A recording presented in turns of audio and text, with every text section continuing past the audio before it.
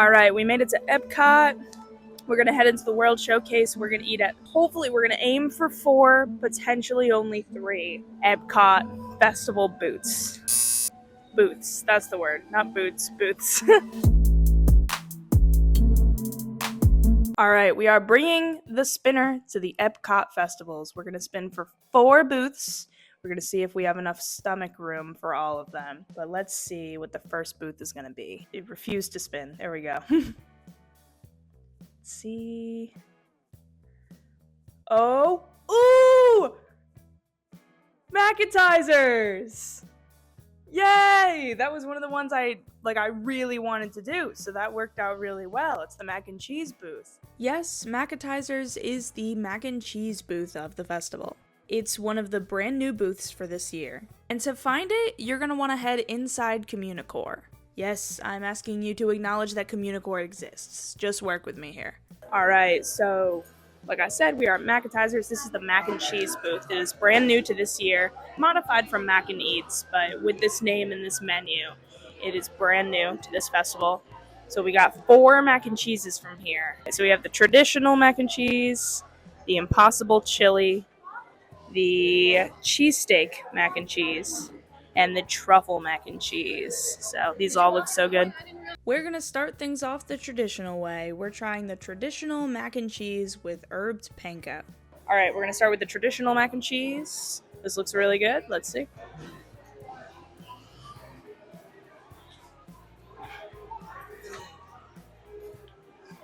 That's delicious. I think it's quite cheesy. It's got a very light cheesy flavor. The breadcrumbs are great. They add, if anything, I wish there was more breadcrumbs, but you know, it's festival food. What can you do? But this is really delicious. This is a good starting base point for the mac and cheese. Moving on to the next mac, we're trying the truffle mac and cheese. Let's try truffle next. I think that's the most similar to the regular mac and cheese.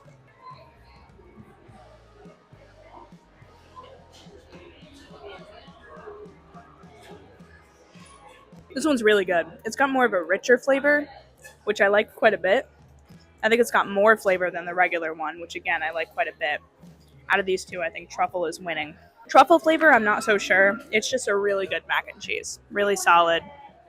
I like this quite a bit. This takes the cake so far. Moving along, let's try the cheesesteak mac and cheese, featuring shaved beef, peppers, onions, and breadcrumbs. Next, let's go for cheesesteak. That looks nice and cheesy. Let's see.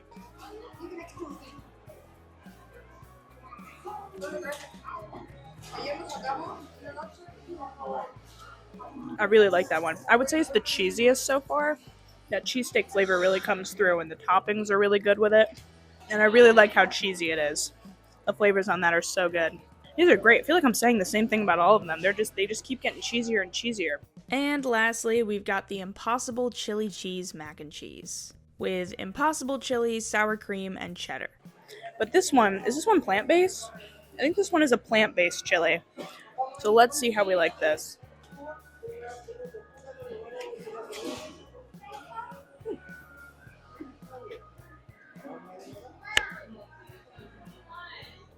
That's not bad. I would say it's the least cheesy out of all of them. I think the flavors of the sides or the toppings, the chili, the sour cream, it takes on the flavor of those more than it does mac and cheese. So it's definitely the least cheesy mac and cheese out of all of them. But hey, if you're looking for a plant-based option, or even just would like to try the chili, because the chili's pretty good, that's a pretty good option. Okay, I will say a little add-on from the chili mac and cheese. The flavor of that chili is so good. It's definitely the best flavor of this dish. And the noodles kind of take on the flavor of the chili more than they do noodles. So again, it's not like traditional mac and cheese, but it is still really delicious in its own right. Because of the flavor of that chili. The flavor of that chili is so good. So, if I had to rank the 4 of them, I would say regular's at the bottom. It's good, but sorry. Followed by the chili. Followed by, ooh, this is hard.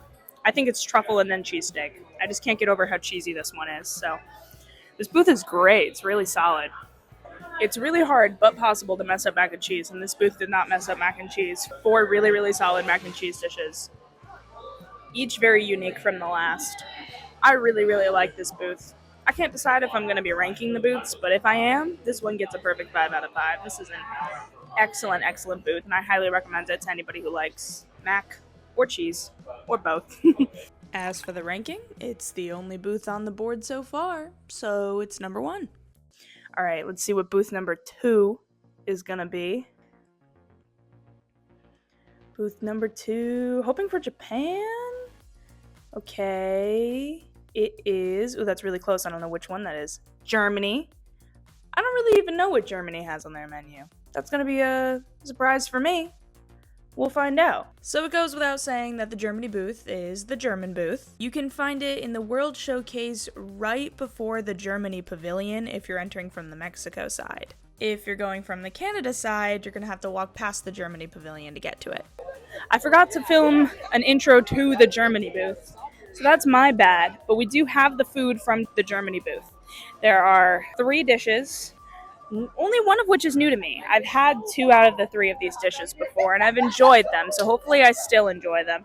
So let me show them off. First we have, I truly do not know how to pronounce this. I am so sorry, but it's like Schinkennudeln. But it's like noodles and cheese. I will figure out how to pronounce it, and I will insert it into this video, but I don't want to be insensitive right now. So, and then we have a bratwurst and a pretzel bun with mustard that I'm not going to use because I don't like mustard.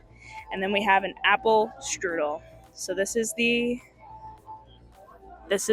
spread here. Let's give it a shot. We're gonna kick things off with the bratwurst in the pretzel roll, served with mustard. I'm gonna start with the new, which is the bratwurst. I've never had the bratwurst from here. I was not impressed with the bratwurst from the quick service location at Germany, so hopefully this is more impressive. It's a good size for like a EPCOT Festival snack. It doesn't look all that impressive though. I'm not going to use the mustard because I don't like mustard. Well, let's go.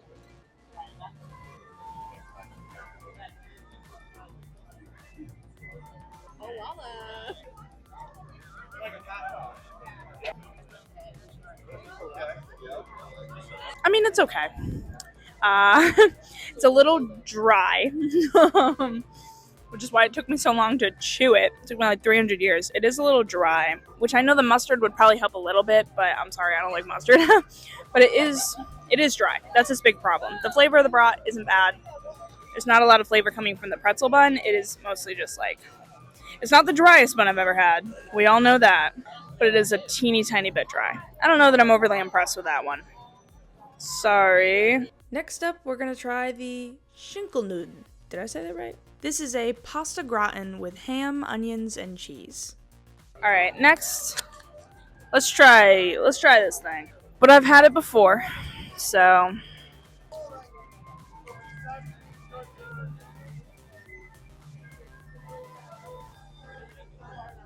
That's really good. It's just as good as I remembered it. It almost it reminds me in a silly way. I think it's the noodles that are in it. It kind of reminds me of like chicken noodle soup in a comforting way. I don't know if I don't know if other people would agree with me on that vibe, but it's always the vibe that I've gotten from it. It has a really nice flavor, has a really nice cheesiness. I think it's unique. I think it's fun. I've always really liked this dish. It is a little greasy. It's a tad bit heavy, and if you're at the end of your eating around the world journey, I think you might find it a little too heavy. But the flavors are okay. Despite the greasiness, the flavors are good. So this is pretty good. It's a pretty good choice. And last, but most certainly not least, we have the apple strudel with a vanilla sauce. All right, lastly, we got the apple strudel, which I always love this apple strudel. This is a big bite, but I'm going to go for it.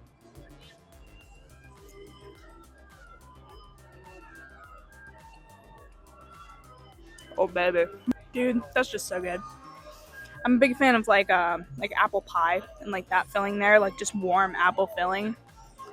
And this is also so good. And that pastry is so delicious. It goes perfectly with it. Gosh, that is so delicious. This is the best thing at this booth.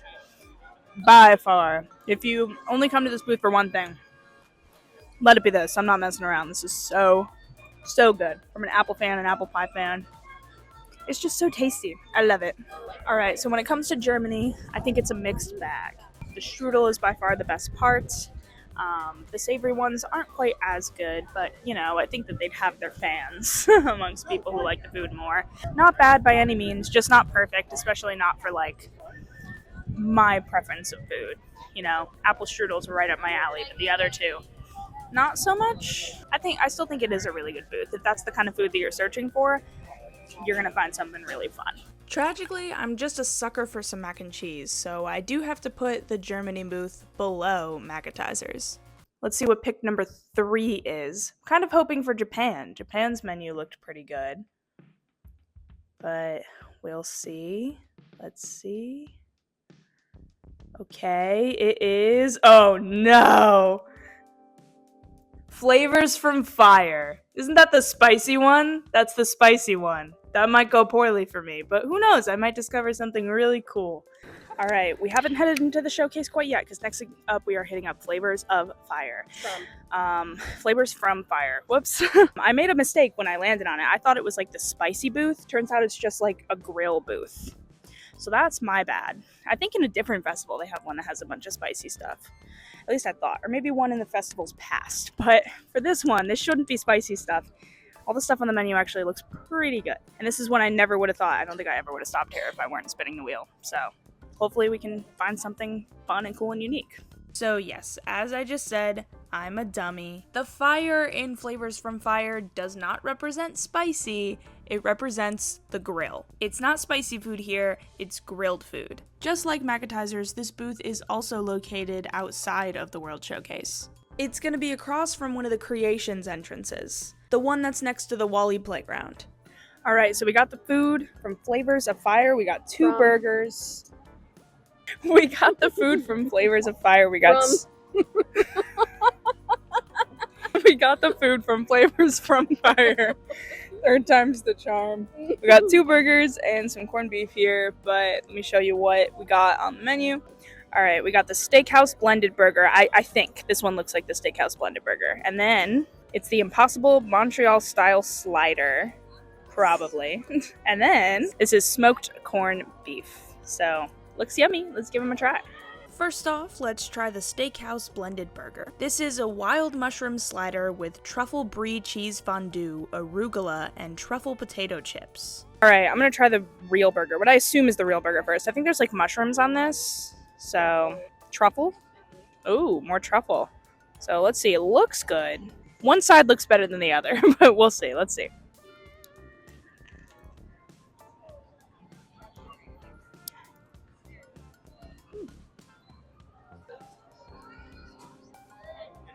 It's really good. I really like that truffle flavor. The flavor in the cheese is good.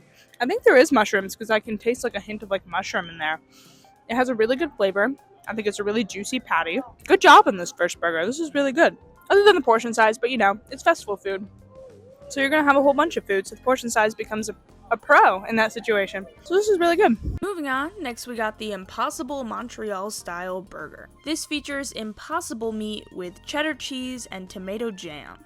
Next, let's try this Impossible Burger. I'm telling you right now, this is way too much lettuce on this thing. Holy cow. I'm a girl that does not like that much lettuce on the burger, but we'll see. Let's see.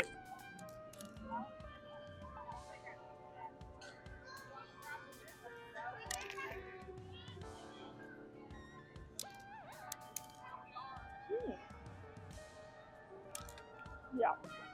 There we go. You know what? I'm not gonna lie. This did not look appetizing, but it's actually really good. The flavors on that patty is really nice. I mean, you can tell it's not a real burger patty, but like that's okay because it still tastes good. The toppings are really nice. I'm not sure what like that topping is, like the red topping. I'll find out and I'll tell you. But whatever that is absolutely delicious and it goes really great with the burger. This one's also really solid. I did have to rip off some of the lettuce. I'm sorry. It's a texture thing for me. A little lettuce is okay. More lettuce than the burger is bonkers. But this is really good. This is really solid. This is better, way better than I expected it to be. Is it better than the actual burger? I don't know. I don't think so. But it is still a great alternative, and it is different enough from the actual burger that I think it's worth a shot. And lastly, we have the smoked corned beef, served with house-made potato chips and topped with cheese curds, pickled onions, and beer cheese fondue. Getting away from the burgers, we're going to try the corned beef. It looks like cheese on top. Is this cheese on top? Let's see.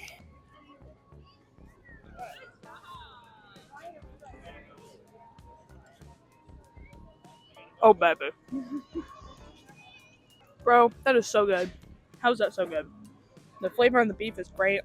It's nice and juicy. That topping, which again I assume is cheese, is so delicious, and it goes so good with the beef. I mean, look at that.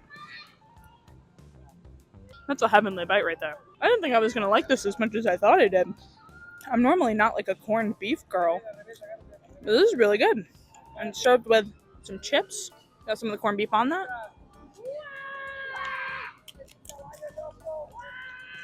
Gosh, that is delicious. We got another solid booth here. Another solid trio of food. This is great. This is going really well for me so far. Flavors from Fire. It was a really solid booth. Overall, I think I like Macatizers just a little bit more just because I'm like a carbs and pasta girl at my core and not a meat girl as much. But either way, they're like right neck and neck there. This is great so far. And I hope the other two booths can keep up that momentum. Again, like I said, I'm a pasta and carbs girl at heart, so I do still have to put Macatizers on top, but Flavors from Fire has earned a solid second place. And I do think that steakhouse burger is my pick for my favorite food item of the day. And booth number 4 is gonna be... Let's see... Is it going to keep going? It looks like it's going to keep going. It is Spain. Again, I don't know what they have there. We'll find out. So, lucky for me, the Spain and Germany booths are really close to each other. They're mere steps away from each other. Where the Germany booth is next to the Germany pavilion, the Spain booth is across from the Germany pavilion. Alright, and lastly, we're hitting up Spain. There's 2 dishes in the Spain pavilion. I've actually had both of these dishes before, so this is not new to me, but I don't think I've put them on camera before, so it might be new to you hearing about it from me. So we're going to get the 2 dishes from Spain and see if I still like them. So in the past I did. Spoiler alert. Caramel Gucci.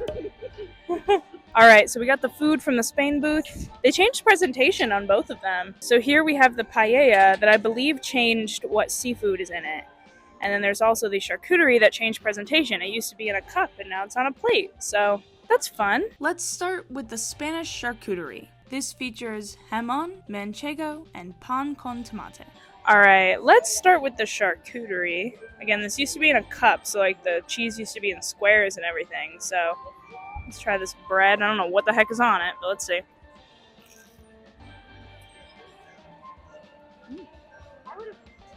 I'd say it's like prosciutto. Is that the word? Prosciutto? Prosciutto? Is that what I'm thinking of? No, I think I'm thinking of like bruschetta. I'll Google it. But it's basically like a tomato-based thing. Hey pal, you just blowing from Stupid Town? That's what that reminds me of. It's not bad. It's good. We got the cheese. As always, the best part. Makes me feel like a little rat. Just eating like plain cheese. Like.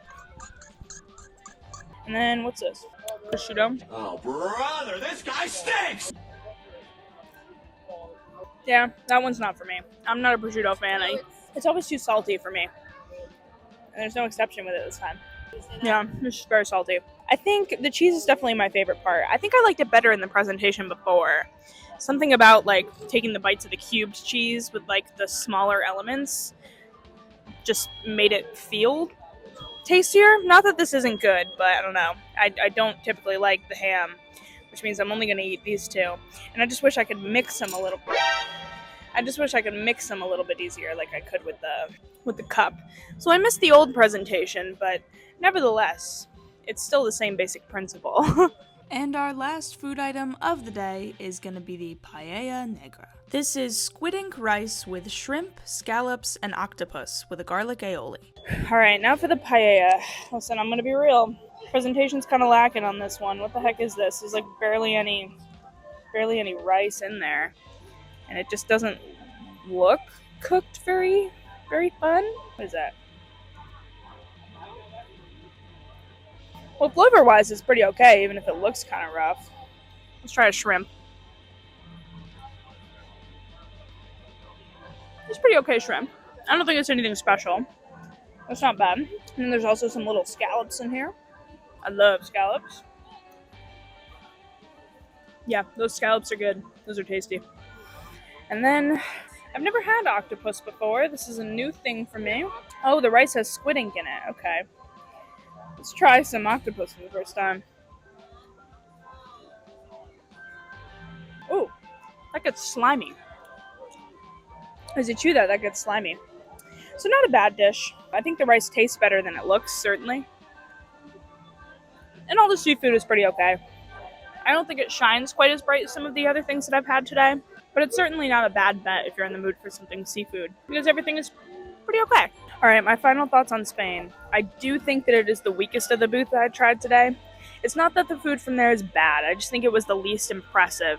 And also, I'm thinking I don't like octopus, it's slimy and salty, and it might not be for me. The food from the booth has always been just so-so for me, and I don't think any of the changes change that opinion. So it's definitely the weakest booth I've had today. Is it the weakest booth at the festival? Probably not. But as for today, I think it's the weakest booth. In my opinion, Spain is the weakest out of the 4 booths. I just think the food options there are the most lackluster. But, like I said, I highly doubt that it will be my least favorite booth of the whole festival, so you're gonna have to come back and find out which one that is as I post. Well, it was hot the day I filmed this, and long story short, I did completely forget to film any kind of outro. So, this is the outro. If you liked this video, be sure to like, comment, subscribe, and send it to someone who you think might like it. Comment down below which of these booths seems the tastiest to you. I'm gonna try to eat at every booth at the festival. I don't know if it'll happen. Time, money, a lot can get in the way, but as I go on this journey, be sure to join me right here as I review as many booths I can from the Food and Wine Festival. But we will see what's next.